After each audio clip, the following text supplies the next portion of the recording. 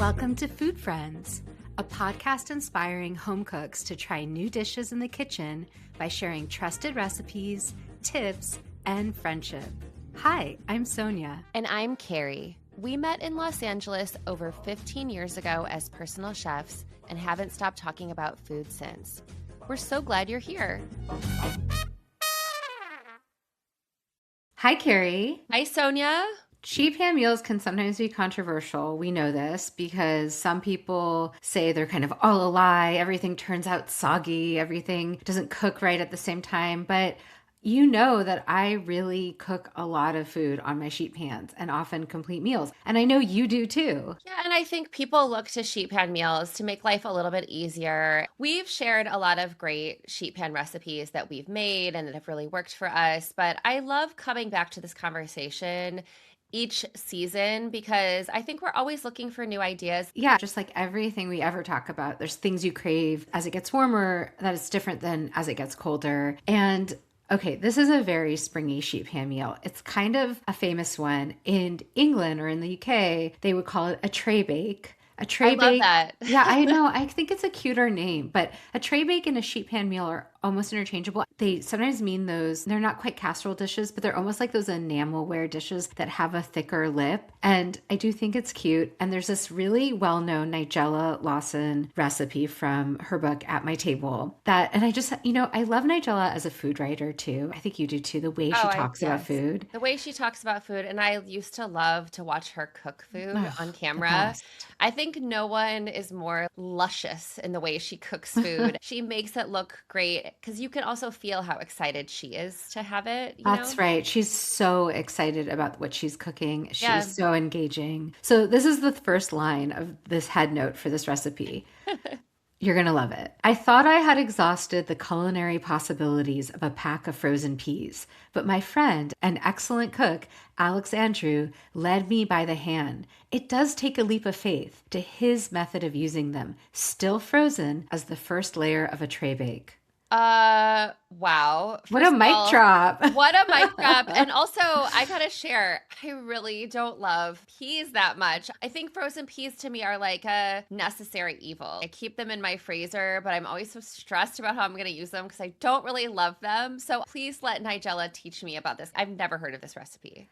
I don't know that if you're not a huge pea fan that this will be your favorite recipe. It's called a chicken and pea tray bake. It also has leeks. I bet, Carrie, that you could swap the peas for snow peas, for sugar snap peas to similar effect, like keep them in their pods or even snow peas. I also am not the biggest pea fan just in general, but I do love it in things like a risotto, or I love it in the salad that I always make at New Year's, a salad Olivier. And in spring, I kind of feel more optimistic about pea dishes. Yes. This one I think is delicious. Beautiful, vibrant green. And if you didn't like the peas, like you could kind of, push them a little to the side because there's also big pieces of leek. It's one of those simple dump everything in a pan kind of dishes. You preheat your oven to 400. I love also this description. I mean, just the way she writes gets me every time. That's why she's been doing it for so long.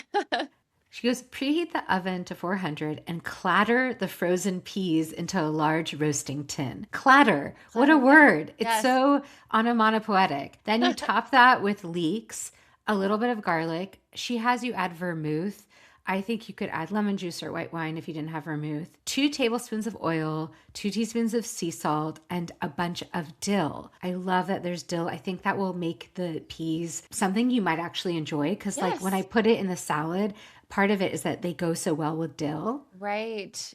This, by the way, you kind of had me at leeks, and I want to get to the part of the chicken, but I think a lot of schmaltz and leeks, like I'm kind of sold. It can kind of cover up that pea flavor. That's what I mean. It all this wouldn't dill, there's all these other ingredients. Yeah. So she has you break up the large clumps of any frozen peas, and then you put your chicken thighs on top. You sprinkle them with chicken thighs, bone and skin on, or just bone and boneless, skin on. Bone and skin on. So then yeah, it's really giving a lot more flavor. Yeah, because that chicken fat is going to render off the skin. soak into the leeks, and peas, like as you just said, schmaltzy leeks are already something you and I love. And so you just season them really simply: salt, pepper, a little drizzle of olive oil. Then you put everything in the oven for 45 minutes.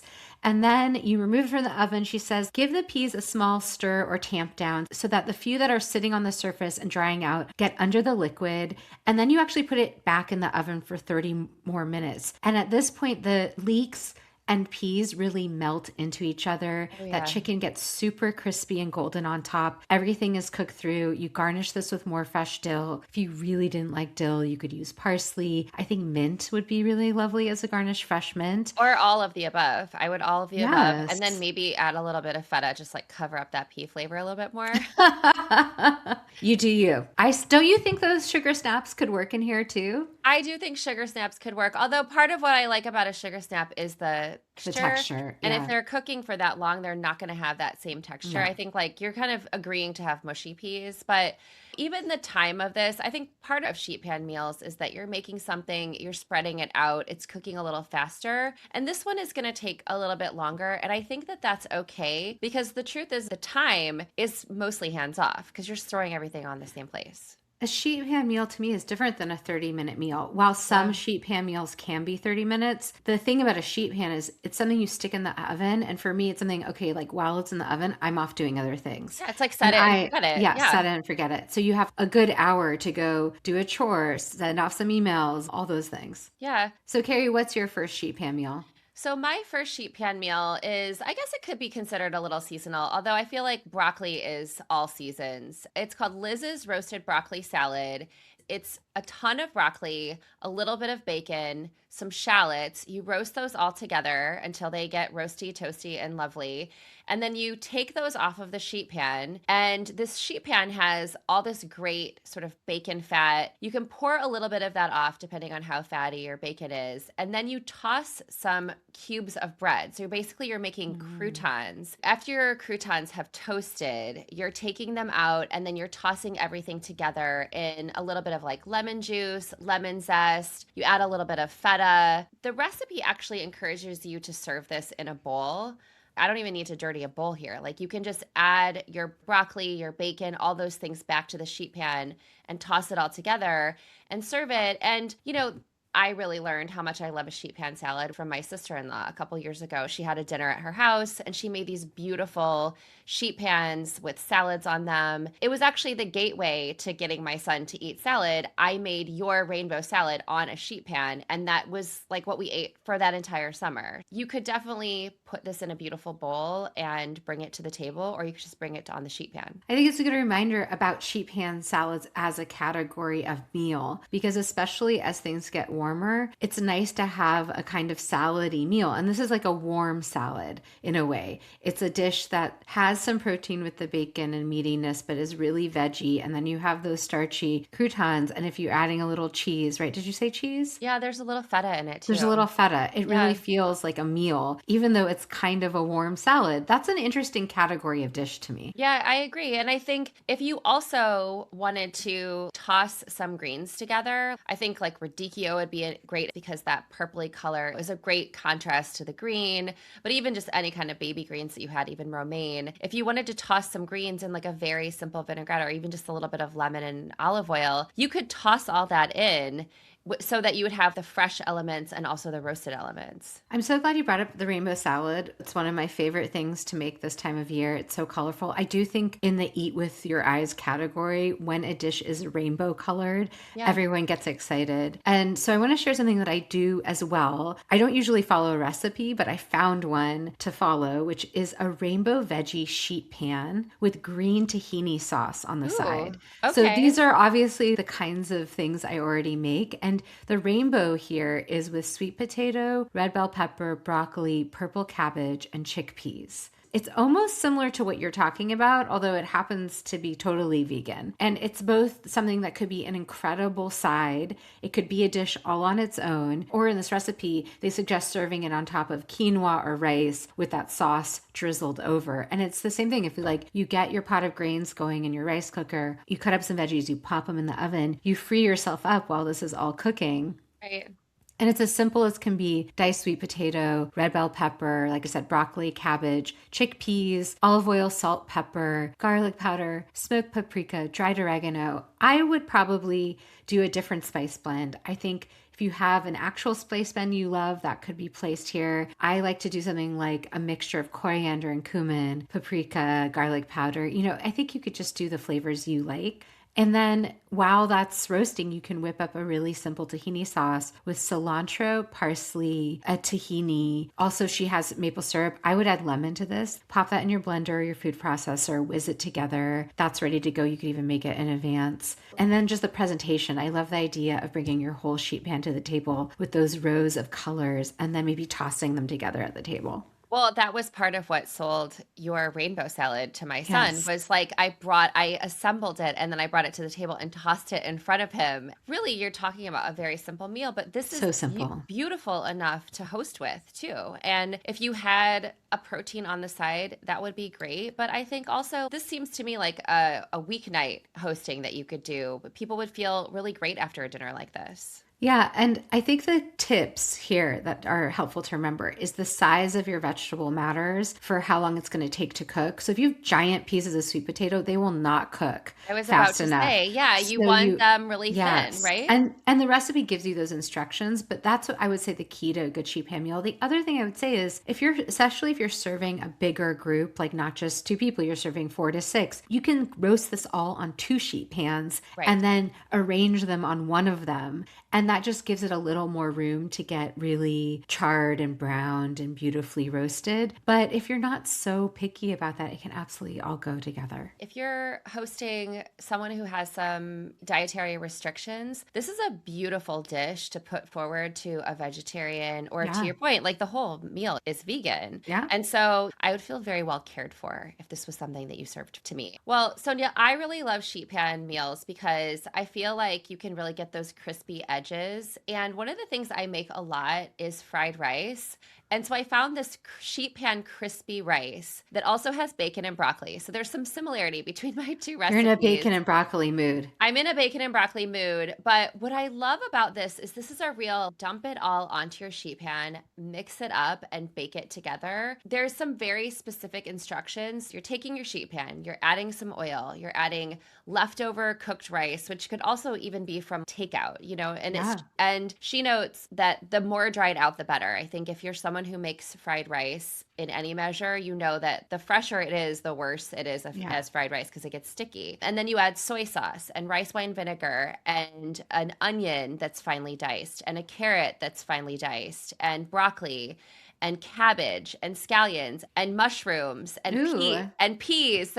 I would omit the peas and bacon that's cut up into little pieces or torn. And you toss all of that together. What she says is, you can do this with a fork, but you'll be likely to spray rice all over your kitchen. So just use clean hands and mix it up with your hands. And then you're putting this into a 475-degree oven. So Oh, again, that's this is hot. like my jam, like a hot oven, all this stuff. Bake for 20 to 25 minutes until there are lots of crispy bits. And then you kind of stir it around and bring some of those outer edges into the middle and the middle edges to the outside, another 10 or 15 minutes until it's all crispy. And then you can drizzle it with more soy sauce. You can top it with a fried egg, or if you're serving a few people, you can add a few fried eggs on top. Obviously, you could have hot sauce, all kinds of condiments, I think would be great here. But to me, this is kind of like how when I discovered baking your bacon, how much easier that was than frying it in my frying pan.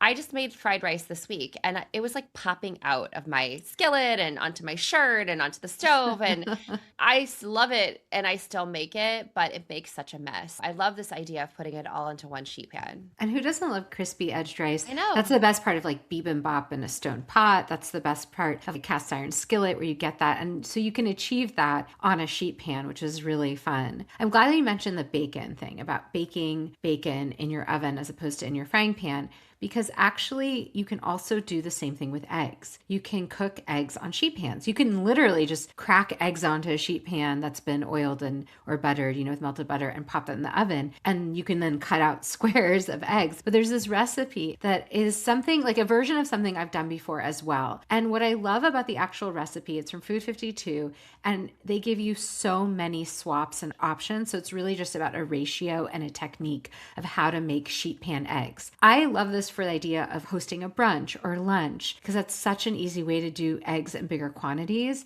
But also, I sometimes like to have eggs for dinner, especially if there's a vegetable component, or like you just said, fried rice topped with an egg is a similar idea. This would be a sheet pan full of eggs and vegetables with bread on the side, toast on the side. So the recipe calls for 12 eggs, a little bit of cream or milk, and then 1 cup of add-ins. They recommend shaved asparagus, peas. They even say you could use rendered bacon or prosciutto, pancetta, herbs, melty cheese, literally 1 cup of anything. So I like that they say you could even use your leftovers for this. the rainbow roasted vegetables, sweet potatoes and cabbage, and all that would go on here. And so all you have to do is you grease your sheet pan really well, and you actually go low on this. You don't want a high temp. You want 300 degrees. And that's where some of the sheet pan technique comes in. Sometimes you need high temp, sometimes you need lower temp, sometimes you need like a standard temp. So you crack all the eggs in a bowl, you whisk them together with a little bit of cream, and then you can add any other thing except for the cheese. So any veggies or prosciutto or things you're adding. Pour that mixture into the pan. You dot with the cheese because it's going to get all melty. And then you bake until the eggs are just set. And at 300 degrees, it only takes 15 minutes. So I love that. This is really, really fast. It's almost like a flatter frittata. That's what I'm thinking of it as.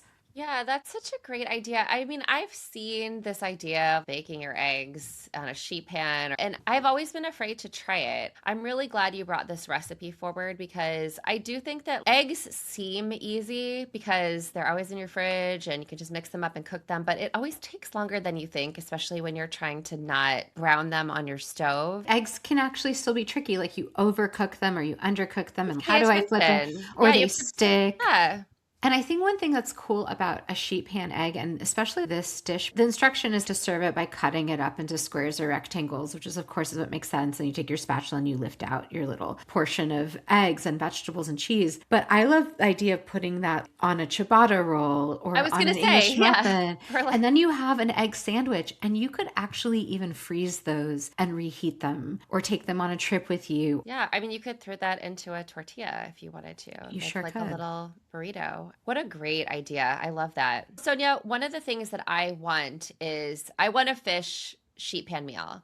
And we've talked about this salmon. It's like a miso maple glaze. You also roast green beans on it, and the green beans have a little bit of toasted sesame oil. That's one of my favorite ones, and my family loves that one. But I'm always looking for another really flavorful fish sheet pan meal. I found one from Recipe 10 Eats. I really love her recipes. So it's a puttanesca fish tray bake. She calls it a tray bake, which I love. Yeah, because And I she think says, she's Australian. And she's again, Australian. Yes, yeah, it makes exactly. sense. And she says baked fish dinners can be so dull. Not this one. And then she says, think spaghetti puttanesca, all those same flavors in one fish pan dinner. So there's olives, there's garlic, there's anchovies, there's capers, there's tomato, there's chili flakes. And then there's also fennel and basil, which I think are really lovely. And then there's also potatoes. So there's a little bit of that starchiness that you can also get. So this one, it needs a few steps. So you start the potatoes first, olive oil, salt, and pepper, pop them in the oven, and then you can mix up the sauce. So you put the canned tomato, the spices, the olives, the capers, mix them together, and then add that to the potatoes and cook it for a little bit longer. So the potatoes are marrying with all those delicious flavors. And then you're adding the fish on top, and you're putting it in for another 15 minutes until the fish is cooked. And then you're sprinkling it with the basil and just the fennel fronds. But I think if you've got a fennel bulb there, I think it would be great to just shave that and make a quick little salad if you wanted to, or even just shave some of that fennel over top. I think it would add a lot of nice texture. Yeah, that sounds really good. I love puttanesca flavors. It's like one of my favorite pastas. I never make it or eat it enough. Yeah, me And neither. It totally makes sense to me that could go well with almost any piece of fish. I know it says whitefish, but I feel like you could easily do salmon. It would still be delicious, or whatever fish you can get. I also like to have more sheet pan fish dishes. I think fish works the best almost of any protein on a sheet pan meal. As the tofu averse person in this in this Yeah. relationship, a whitefish is really a blank canvas in a lot of ways. I mean, obviously it has some flavor, but it's mild compared to a piece of salmon. And I just wonder, you could probably just toss some tofu in all of this. I don't think you would get the crispy edges. If you were vegan, that would be the way to go. I also think, though, if you were vegetarian and you skipped the fish, but you did melty mozzarella or halloumi here, that would go really well. Yeah, that's a great idea. And Some there's a like, lot of great halloumi sheet pan meals. So I think yes. there's room to play with this as a structure. It's the flavors of puttanesca on a sheet pan. What protein can you add to it? Well, Carrie, I have to tell you about a viral TikTok recipe, as I often have to tell you about. You're always bringing me what the cool people are eating. This is actually kind of old news. I feel like Oh, really? this may have even gone viral last year. It could have gone viral 6 months ago. I don't even remember. But I remember when it was happening, I was like, oh, I need to tell Carrie about this. It's such a good idea. One of my go-to sheet pan meals is like a chicken shawarma sheet pan meal. And I love to serve that like maybe with pita or tahini sauce, make it feel really Mediterranean, and maybe you make a sandwich out of it. So this is in that family. It's a sheet pan doner kebab, and it's all about the technique, and it's kind of insane. This method was originally, I think, popularized by a content creator called Metse Mike, but there's a really great recipe and version of this from Feel Good Foodie, Yumna Jawad, who we recently had on the show. And doner kebab is a Turkish street food. You can find it not just in Turkey, it's really popular all over Europe. It has all these Mediterranean and Middle Eastern flavors, and usually it's wrapped up in flatbread with something saucy and something fresh. So what you do is you get a package of ground meat, and you can kind of use any meat for this, but let's just say beef. And then you add to it some grated onion, as you would for a meatball, because that grated onion is going to make a huge difference compared to diced onion. It adds a lot of moisture so that the meat doesn't dry out. Doesn't mean, yeah. Then you add garlic, chopped up garlic or grated garlic, a little bit of yogurt, and a bunch of spices, cumin, coriander, paprika. And salt and pepper, of course.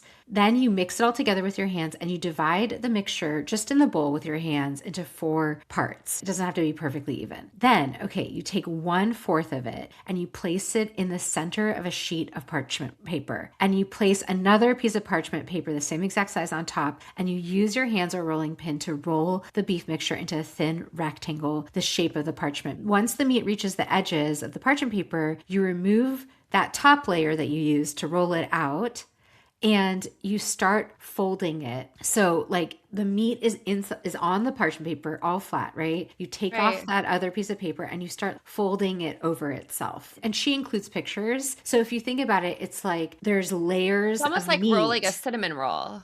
Yes, exactly. Except for the dough is parchment paper and it's not dough at all, but it's creating like a spiral so that the edges are all covered by this parchment. You do this 4 times. So you have 4 rolls, 4 of those sections of the beef in these little packages. Now they're almost like tube-like on your sheet pan. And then alongside them, you put some wedges of red onion and some wedges of tomato. And you just pop that in the oven and you let it roast. And then you take out the meat. And so the thing about doner kebab is it's kind of like a gyro in that it's like a thin sheet of seasoned meat. So then you unwrap all your doner kebabs. They're cooked. You put them back on the sheet pan in like a messy pile. Pop that back under the broiler for 2 or 3 minutes, or crank up the heat. You get those crispy bits. It's cooked through, but it's getting you that texture that you really want. You've got all the flavor and you've got the protein. Now you just need the texture of the crispy bits. Then you can serve it in pita. Wow. You can serve it on a salad. You could serve it on some rice. But it's just a cool way because